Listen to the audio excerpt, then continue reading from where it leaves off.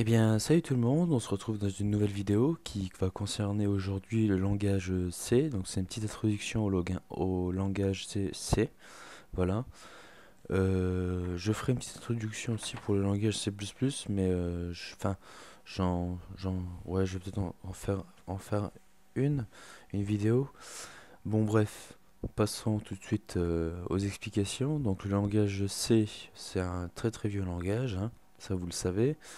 Il a été créé par je sais plus qui, non pas Bill Gates, hein, je vous rassure, par, enfin, c'est un langage qui a été créé en 1969, je crois. Voilà, pour vous dire qu'il est très vieux et qu'il est très utilisé encore aujourd'hui. D'ailleurs, il est toujours utilisé aujourd'hui dans tous les langages, quel que soit leur type, par exemple le PHP, le Python, le C++, l'HTML, le CSS, enfin tous les langages, le web langage aussi, tous les langages en fait ont découlé au fait du C. Et c'est voilà. Et les systèmes d'exploitation, Windows, hein, par exemple, ou Linux, ça soit les distributions Ubuntu, les distributions Android, les distributions iOS, euh, donc j'ai dit Windows, j'ai dit Mac et j'ai dit Linux, voilà, qui sont trois systèmes d'exploitation. Et ces trois systèmes d'exploitation-là sont écrits en C, C et C++. Pour Windows, pour Windows 10 était écrit en C, C++. Voilà, pour tout vous dire. Donc c'est pourquoi. Alors déjà, il faut se poser la question pourquoi. Tout simplement parce que Windows est un système d'exploitation qui a, on va dire, un lien direct avec, on va dire, la machine, si vous voulez, avec les composants de la machine, avec la mémoire, avec le processeur, avec le son, avec les prises intranet. Voilà, c'est pour ça. Donc c'est pour ça qu'il est obligé d'avoir c'est parce que le C, c'est un langage de bas niveau, dans le sens où il est rapproché de la machine et voilà, ce qui en fait sa force, c'est qu'il est de bas niveau. En dessous, vous avez le basique. De toute façon, en dessous, vous avez le basique, hein. Le basique, c'est soit c'est du basique, c'est des zéros et des 1, ou soit c'est de l'hexadécimal, des programmes écrits en hexadécimal. Donc du style, je sais pas moi, 0, FF. Après, vous avez aussi peut-être des bibliothèques aussi, qui sont aussi inclus dans dans des langages de bas niveau, mais bon.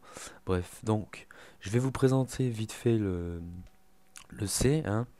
Je vais pas, enfin, je vais faire un petit tour sur les boucles conditionnelles, donc la boucle if, c'est la boucle qui veut dire si, la boucle pour, la boucle for, tout simplement, hein. Boucle for, c'est une boucle qui tourne en boucle et qui incrémente à chaque fois une variable, c'est son but. Il y a le switch case. Voilà, celui-là, c'est comme le si, sauf que ça vous évite de mettre à chaque fois si ça égale ça, alors on fait ça, si ça égale ça, on fait ça, alors si ça, on fait. Voilà. Le switch, en fait, si vous voulez, c'est euh, selon par exemple la variable, on fait un break, on fait ça, on fait ça, on fait ça, on fait ça. Voilà. C'est aussi simple que ça pour pour les définitions du switch case. Après la boucle, donc j'ai dit la boucle if, la boucle for. Vous avez la boucle while. Donc la boucle while, c'est une boucle tant que. Donc tant que par exemple une variable est strictement, je sais pas moi, on va dire, on va définir a comme étant un entier euh, qui a une valeur, je sais pas, de 8 tant que a est inférieur à, à, à 2, ce qui sera... Attendez, tant que a... Donc si je définis a à 8, donc 8, si tant que a est inférieur à une autre variable, par exemple, que vous avez définie dans votre programme, eh ben il continuera à tourner en boucle, le while. Voilà, de toute façon, j'avais déjà fait une petite introduction sur les boucles conditionnelles. Vous pouvez regarder dans la liste des vidéos. Je fais pas des vidéos que de l'Arduino. Et je fais pas des vidéos que sur la Raspberry, mais je fais aussi des vidéos sur les langages. Et ça, j'ai déjà fait les, les vidéos sur les langages. Enfin, les vidéos sur les boucles conditionnelles, à savoir la boucle do while, la boucle while, la boucle for, la boucle if, la boucle switch case. Et il me semble que c'est tout. Il me semble qu'il n'y a pas d'autre. Il y a pas d'autre. Voilà. Tout simplement, c'est très facile. Après, vous avez des fonctions prédéfinies hein, qui sont par exemple, dans la. Alors, je vais faire un nouveau projet pour vous montrer quand même. Ok, voilà, suivant. Application projet vide. Et ce qui en fait, par exemple, ce qui en fait, moi j'utilise le C, c'est pour une seule raison, c'est que c'est un langage de très bas niveau qui me permet en fait tout simplement d'adresser des, enfin, d'adresser des choses, de communiquer avec mes microcontrôleurs, que ce soit sur la Raspberry. La Raspberry, normalement, principalement, on la programme en Python, et moi je veux pas la programmer en Python. Euh, et, et donc j'ai la possibilité de la programmer en C. Et voilà. Et pour l'Arduino, c'est exactement la même chose. Et sous Windows, vous pouvez vous créer avec Qt Creator par exemple, vous créez en C ou en C++ j'allais dire des petits programmes, des petits programmes assez sympas, j'allais dire, qui voilà, qui sont pas faciles à faire forcément parce que c'est un langage de bas niveau et puis voilà, on travaille beaucoup sur les pointeurs, on travaille beaucoup sur les ouais, sur les pointeurs. Puis voilà, donc là par exemple je fais stdio.h. Donc là je vais vraiment, ça c'est l'introduction au C, donc c'est pour ça que je vais tout vous expliquer. Donc include stdio.h, elle prend en fait la fonction. Nous ce qu'on on l'inclut tout simplement parce on va utiliser dans notre, euh, dans notre programme, on va utiliser la fonction scanf et la fonction printf. La fonction printf, c'est une fonction en fait qui est une fonction de la bibliothèque studio.h. Mais printf, si vous voulez, c'est affiche à l'écran en fait. Printf. Et là, je vais lui mettre par exemple euh, entre, entre, euh, entre un nombre. Entre un nombre, voilà, deux points. Voilà. Printf, pourquoi me le souligne? Ah, oui, bah c'est normal. C'est normal, j'ai oublié de finalement de mettre hitment. Hitment, vous l'aurez obligatoirement tout le temps. Tout le temps. Qui par la suite, qui va pouvoir recevoir des arguments comme un. Enfin, je vais pas vous embrouiller pour le moment, contentez-vous de mettre hitman. C'est la fonction principale, elle est obligatoire. Vous pouvez pas vous en passer, c'est comme ça. C'est comme ça. Et vous mettez, voilà, comme ça. Et là, je mets un point virgule pour finir. Ah oui, mais si je ne mets pas de T, printf, voilà. Vous voyez?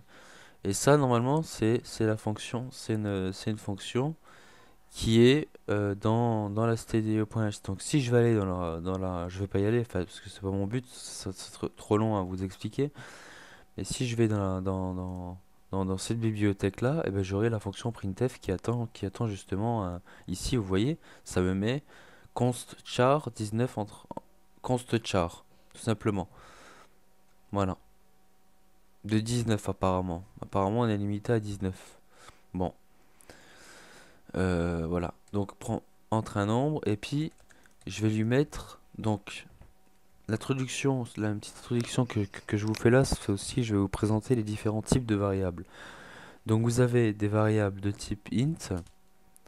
Donc int c'est quoi? C'est des variables de type entier qui prennent dans la mémoire, parce qu'il faut savoir que quand vous faites de l'allocation statique, comme on va faire là, hein, je vais pas vous embrouiller, hein, on va faire de l'allocation statique pour le moment. Plus tard, on fera de l'allocation dynamique. De toute façon, pour ceux qui sont déjà bien avancés, là, j'ai déjà expliqué dans une autre vidéo l'allocation statique pour, euh, pour les, pour les variables et pour les objets. Pour les objets en C++. Mais je vais pas vous embrouiller avec ça pour le moment. Vous, contentez-vous de... Vous connaissez rien, on va dire, du C. Pour le moment, je vous présente ça comme ça. Donc, le int, il faut savoir que qu'il a une plage de 2 à la puissance 16. Euh, attendez, ah non, alors c'est moins 2 à la puissance 16 à 2 puissance 16. Voilà. Donc, il prend des nombres, si on pourrait, si on pouvait. Donc c'est des nombres à 2 milliards 147 millions, etc., etc. Bon voilà, c'est vraiment énorme. Les int. Et ils prennent 2 ou 4 octets selon l'environnement. Donc qu'est-ce qu'il dit selon l'environnement? L'environnement c'est selon l'IDE. L'IDE. Et en général, si vous avez un bon IDE, comme moi, Visual Studio, et ben il vous met, voilà, en fonction de ce que vous lui mettez, il va le mettre en 2 octets. Ça vous évitera de perdre de la place en mémoire pour rien.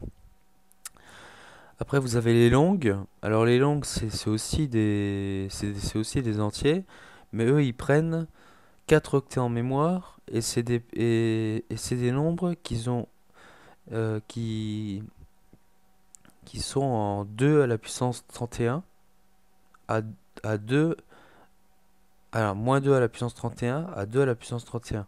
Donc, vous voyez que c'est déjà quand même pas mal, quoi. C'est déjà, voilà, ils prennent quand même beaucoup plus de nombres par rapport aux int. Mais par contre, ils prennent eux en taille, en octets, ils prennent 4 octets, hein. Vous avez les floats, donc ça c'est des réels à virgule. Le float qui prend 4 octets, qui va de 2 à la puissance 31, de moins 2 à la puissance 31 à 2 à la puissance 31. Vous avez les doubles qui prennent 8 octets, donc il faut faire attention j'allais dire, quand vous déclarez une variable, à savoir exactement combien d'octets vous allez, enfin, le nombre qui va être mis, qui soit pas, j'allais dire, s'il est long, ça, s'il est tout petit, vous allez pas mettre un double, vous allez préférer mettre un float, hein. Voilà. Donc les doubles, ils prennent 8, 8 octets. Et ils vont à la 2 à la puissance 31 à 2 à la puissance 31. Voilà. C'est aussi simple que ça. Après, vous avez les shorts. Donc les shorts, c'est des entiers aussi.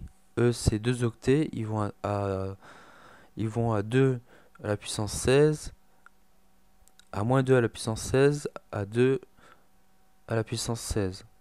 Et après, vous avez le char. Donc les chars, c'est les chaînes de caractères qui vont de moins 2 à la puissance 7 à 2 à la puissance 7, qui sont aussi, enfin, qui sont considérés comme des entiers. Là, pour le moment, je vous ai présenté les chars. Donc, les chars, c'est des caractères. Les shorts, c'est des entiers. Les int, c'est des entiers. Les longs, c'est des entiers. Les floats, c'est des réels à virgule. Les doubles, c'est des réels à virgule. Et vous avez aussi des pointeurs. Des pointeurs qui contiennent finalement des adresses. Et qui prennent 4 octets en mémoire. Voilà, il faut le savoir. Après, vous avez dans toutes ces variables-là, vous avez la possibilité, par exemple, quand vous savez que vous allez avoir un nombre strictement positif, vous lui mettez, ici une signède, une signède. Alors là, alors une si.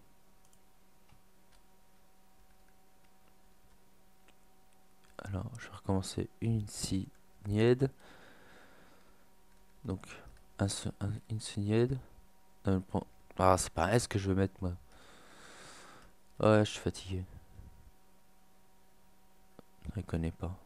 Attendez, je vais me référencer. Non, c'est comme ça, je comprends pas, c'est une, si, attention, vous l'avez là, hop, voilà, une signale int, et par exemple, si je lui mets -9, et bien, il va tout simplement me dire une erreur, normalement.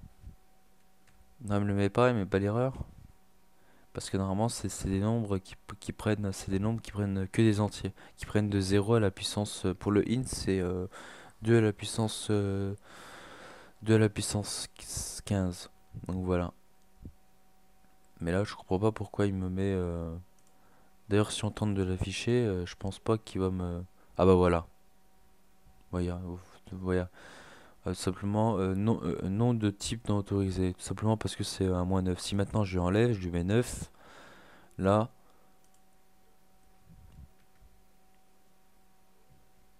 Là, normalement. Alors, c'est bizarre Peut-être que j'enregistre mon programme déjà. Voilà. Parce que normalement, vous pouvez définir ce qu'ils appellent en fait les plages enseignées. Bon, écoutez, on va laisser comme ça. Après, vous avez mais enfin, les enseignées, on les utilise surtout pour les chars, pour les chaînes de caractères, parce on sait très bien que si vous voulez dans la table ASCII, les noms vont de 0 à 255. Donc ils sont strictement toujours positifs. Donc il est intéressant de quand faites un tableau de chaîne de caractères, euh, il est important de printf. Attendez, je vais juste regarder s'il m'affiche le nombre. Alors, votre nombre est deux points. Donc là, vous avez le pourcent D qui va vouloir dire que c'est le pourcent D qui va vouloir dire que vous allez afficher une variable de type entier. Hein, d'accord? Pardon. Et vous avez le backslash n qui va vous permettre au fait de le backslash n qui va vous permettre de faire un retour à la ligne. Voilà. Alors virgule. Puis là je vais lui mettre dedans. Je vais lui mettre. Ah oui, d'accord. Ok. Oui, je lui mets. Oui, c'est normal qu'il me mette. Vous voyez que je me suis rendu compte assez vite. Oui, parce que il faut définir un nom. Le- Quand vous définissez une variable, vous définissez le nom de la variable. Donc là, si je lui mets -9, ça marchera pas. Vous voyez, vous allez voir, normalement, ça marchera pas. De toute façon, on va tenter de l'afficher. Et au niveau du compilateur, il va mettre une erreur, de toute façon. Donc on va mettre A. Voilà. Je vais include, si vous voulez, je vais include la fonction getch. La fonction getch qui va me permettre de la fonction get qui va me permettre de d'attendre, j'allais dire, ah non, c'est pas la fonction get, c'est la fonction c'est la fonction cogno.h. Cogno.h qui est une fonction que je vais utiliser pour la fonction get.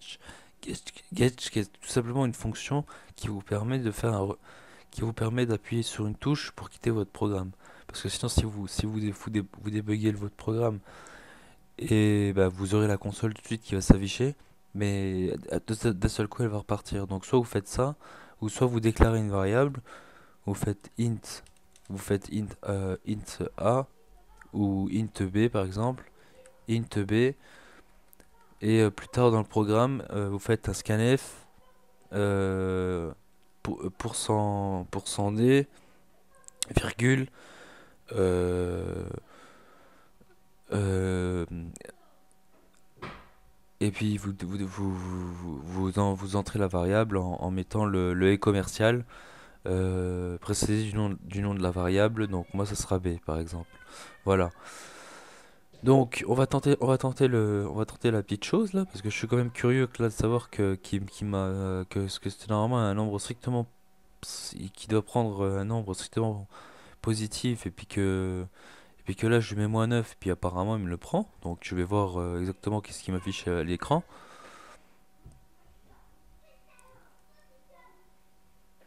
Votre nombre est -9. Tiens, c'est quand même bizarre. Pourtant, il est pas censé me le prendre normalement. Ça voudrait dire qu'il fait, votre nom est -9, ouais. Et si je lui mets, ouais, ouais, bon, donc il me le prend. Bon, allez savoir, j'en sais rien. Mais normalement, de toute façon, si vous mettez un unsigned int 9, ça vous prendra beaucoup moins d'octets que si vous mettez un moins, si vous mettez un moins devant, quoi. Après, vous avez les doubles qui sont des réels, donc on va faire un, donc là c'est un unsigned int, donc là on va faire un double, on va mettre b, euh, b, point virgule, c'est tout ce qu'on va faire pour le moment. Donc ici je vais lui mettre printf, alors printf, je vais lui mettre entre ton nombre. Je vais mettre entre ton nombre, et là tout simplement, donc virgule b, là vous aurez le droit à rentrer un nombre à virgule, il n'y a pas de souci. Voilà.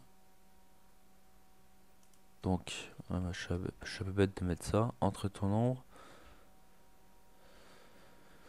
Ah, j'ai mis deux fois scanf. Entre ton nombre. Voilà. Ici, je vais faire un scanf. Scanf pour qu'on voie au moins les deux fonctions. Scanf.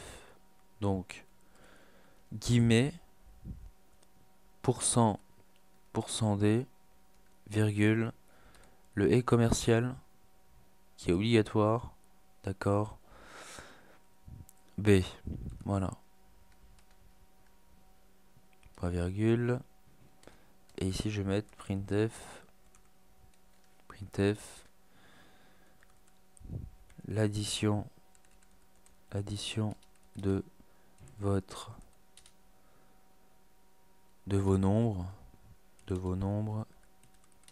sont de points. Donc on peut lui mettre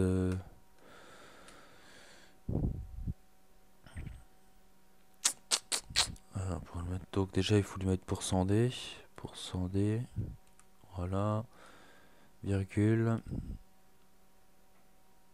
Donc on peut lui mettre a plus b directement, a plus b. On va pas stocker ça dans une variable, on va tout simplement lui mettre a plus b. Voilà. Puis là vous verrez bien que le 9, il pourra prendre, enfin le double, enfin il pourra m'afficher un nombre à virgule vu que ici c'est un double, tout simplement. Donc là je vais faire débugger, il y a une erreur, donc où se trouve l'erreur?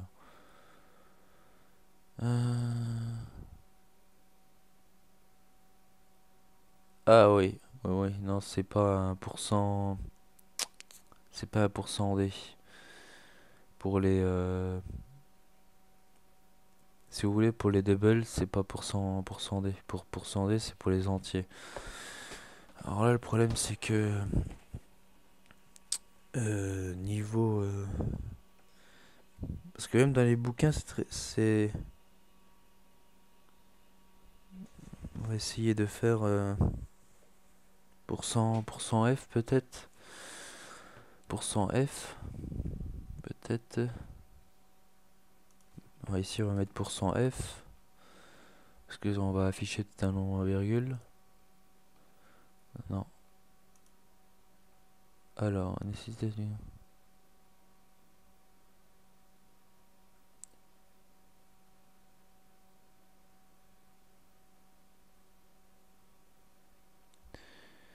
Alors, scanf. Alors, c'est quand même bizarre ça.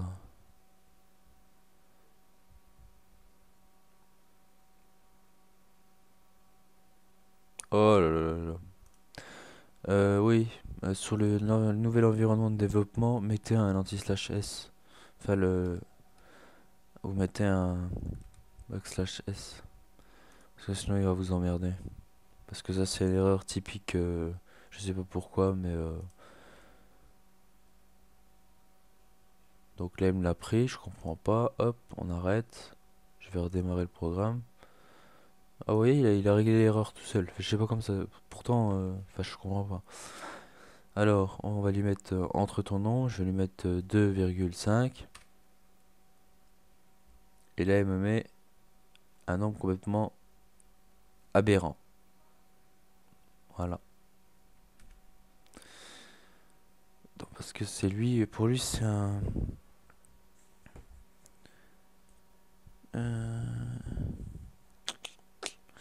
Oh, c'est quand même bizarre que. C'est que dans les bouquins, ils le disent pas trop ça. Et normalement, il y a. Écoutez, on pourrait essayer avec le float, mais c'est dommage, j'aurais bien voulu le faire avec. J'aurais bien voulu le faire avec le.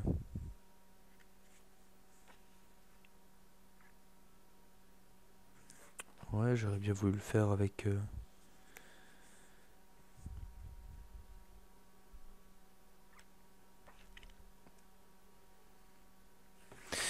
Alors, pourcent F. Ouais, ouais, ouais, ouais. Donc, ouais, écoutez, on va le mettre en float pour voir. On va mettre en float qui est aussi un réel, mais qui prend moins de place. Pour voir ce qu'il nous fait entre nos nombres. Voilà, donc là, il me met 15. Ça ne fait que OK. Donc, je débug. Imaginons que je lui mette 2,3. Et là, il met 11,3. Donc, c'est un 9, 10, 11. Ouais, donc ça fonctionne parfaitement. Ça fonctionne vraiment parfaitement, ouais. Donc c'est bien le. Faudrait que je trouve. Ouais, on sait, la syntaxe c'est très compliqué parce qu'il faut que vous mettez toujours le, on va dire le type quand le scanf. Vous mettez de mettre entre guillemets le type. On va mettre de variable que vous allez rentrer au fait. Et ici suivi de l'adresse de B au fait, pour qu'il aille, on va dire directement dedans. Il y a le scanf-s, ça c'est, il est obligatoire que pour Visual Studio 2015 et pas pour les autres, vous inquiétez pas. Enfin, de toute façon, ils vous le diront et puis si c'est, il y a rien d'autre à rajouter hein, à part le tiret bas et le S, il y a rien d'autre à rajouter, j'allais dire. Mais je suis quand même surpris que. Attendez, je fais une pause sur la vidéo, sur le double, parce que je vais chercher quand même. Et donc je reprends la vidéo. Ouais, bah j'ai toujours pas trouvé au fait. J'ai toujours pas trouvé. Ça marche pour. J'ai un bouquin qui me dit. C'est vraiment marrant. C'est marqué. Alors, vous voulez afficher un int, vous devez utiliser le pourcent %d ou pour un double, vous utiliserez le pourcent %f. Apparemment, moi, le pourcent %f, j'allais dire. Bah, imaginons que. Attendez, imaginons que si maintenant je lui mets ça, qu'est-ce qu'il va me mettre? Normalement, il est censé me mettre lors des buggers. Oh, ça fonctionne. Vous voyez, ça fonctionne pas. Pourcent F, il fonctionne pas pour le double. Par contre, si je mets maintenant un float, si je lui mets un float, bizarre, c'est pour ça qu'il faut toujours se méfier avec les bouquins qui racontent n'importe quoi. Pourtant, c'est des bouquins d'ingénieurs, hein. Pour le 5 par exemple, et ben là il vous met directement 5. Donc le pourcent F est valable pour le float, mais n'est pas valable pour le double. Donc ça il faudrait que je voie exactement pourquoi. Mais bon bref, voilà. Donc ça c'était la petite présentation, j'allais dire, petite présentation générale, on va dire, voilà donc tout ce qu'on a fait, hein. Je vous ai présenté ici une signed int de 9 pour lui dire que comme ça il me prend que 2 octets. Je suis sûr qu'il me prend que 2 octets. 2 octets en mémoire et qu'il me prend pas plus. Voilà. Ici, lui, il me prend, il me prend que 4 octets. Il me prend 4 octets en mémoire. Voilà. Donc c'est pour ça que c'est vraiment important de faire des locations dynamiques que je vous apprendrai à faire. Enfin, normalement, j'ai déjà une vidéo faite là-dessus. Mais faut vraiment faire des locations dynamiques. Voilà, je pense que j'ai plus rien d'autre à faire. Si, on pourrait peut-être le... donc là, je vous ai présenté quand même, ouais, grosso modo, on va dire les choses. Donc vous pouvez mettre le return 0, bien sûr, hein, à la fin de votre programme, qui indique tout simplement que tout s'est bien passé. Il n'est pas obligatoire, hein. Si vous ne le mettez pas, vous ne le mettez pas, hein. Ça, votre programme marchera autant que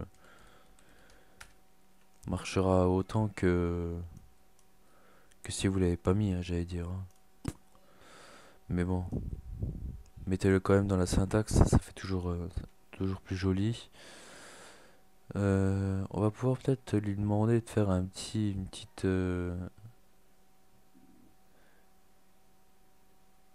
petit calcul, édition de nombre. Ouais. Ouais, bon, je pense qu'on va s'arrêter là au niveau de la présentation. De toute façon, je vous ai présenté, on va dire, on va dire un peu tout excusez-moi, toute la petite introduction sur le C. Si vous avez des questions, n'hésitez pas. De toute façon, le C, je vais en manipuler beaucoup. Donc, dans les vidéos précédentes, ou même que j'ai déjà fait, enfin, que je vais faire et que j'ai déjà fait, je manipule beaucoup de C et de C++, et donc vous aurez l'occasion de voir. Mais là, je voulais juste vous présenter parce que je l'avais pas fait. Vous présenter, j'allais dire, les types des variables et tout ça surtout, et vous présenter en règle générale, voilà, si, voilà, le printf par exemple pour entrer un nombre, le scanf pour, et surtout les pourcents là. Vous voyez les pourcents %f pour les types de variables. Parce qu'on me dit dans un bouquin que pour afficher un double, bah, c'est ici, même ici, hein, j'allais dire, hein.